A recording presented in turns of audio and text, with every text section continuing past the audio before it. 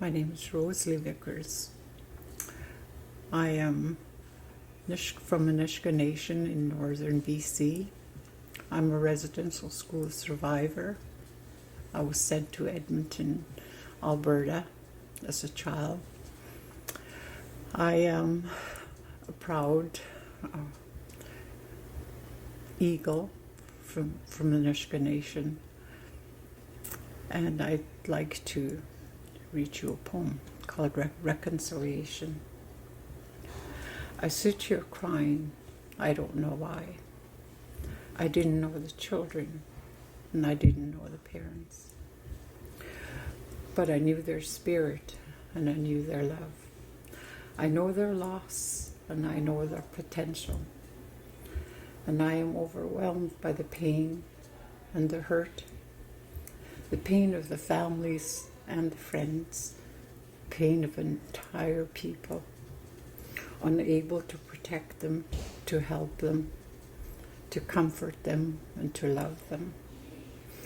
I did not know them, but the pain is so real and so personal. I feel it in my core, my heart, and in my spirit. I sit here crying, and I'm not ashamed. I will cry for them and the many others like them, and I will cry for you, and I'll cry for me. I'll cry for the what could have been. Then I will calm myself, smudge myself, and offer prayers, and know that they are no longer in pain, no longer do they hurt, for they are at peace. In time I will tell their story, and I will educate society so that their memory is not lost to this world. And when I am asked, what does reconciliation mean to me? I will say, I want their lives back. I want them to live and to soar. I want to hear their laughter and to see their smiles. Give me that, and I'll grant you reconciliation. This is by R. Stacy Laforme. Hello, my name is Shannon-Rose Vickers King, and I am Nisg from the village of Lachiltzap in northern British Columbia. I am Lachskik of the Eagle tribe, and my mom is a residential school survivor. Her name's Rosalee Vickers, and I'm honored that she was here to share with you today as well. When I first started learning about residential school, I was fresh into college, probably about 18 or 19. It really struck me. I remember grieving then, and I've grieved countless times since then. I had the song that came to me in my mind, and I remember I shared it once and once only, and I've never really done much with it since then. It's kind of just sat in my heart, and I'm going to share that with you now. The impact has trickled down this rocky stream. Grief has tumbled, churning rapid currents to my being.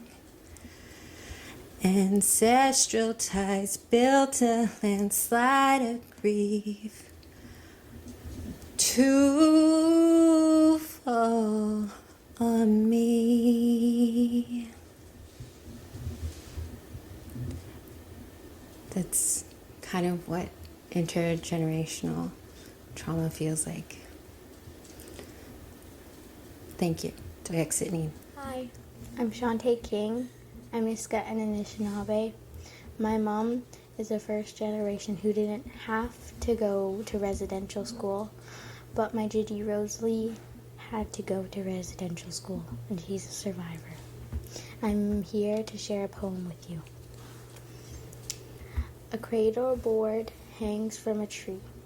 A beaded moss bag is folded in a small chest. A child's moccasin is tucked into a skunk pipe bag. Children's shoes in a ghost dance.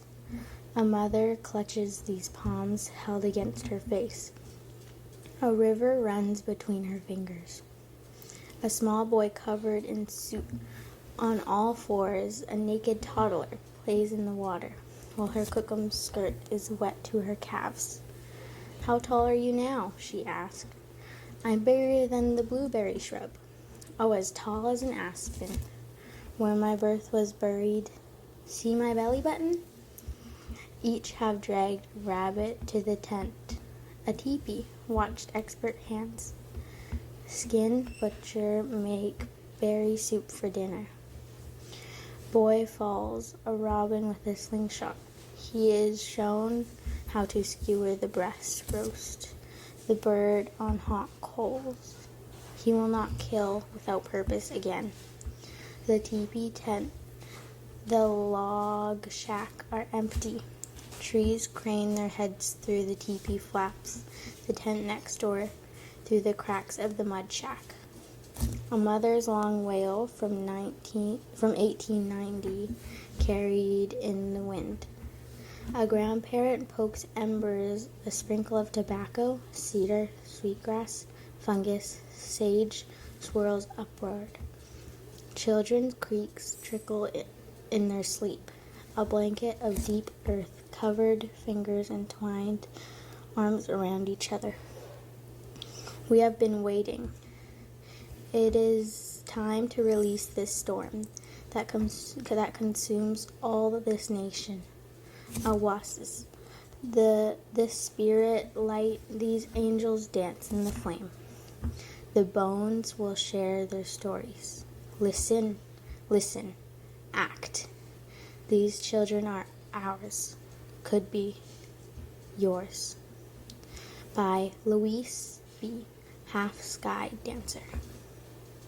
Thank you. Do I exit me?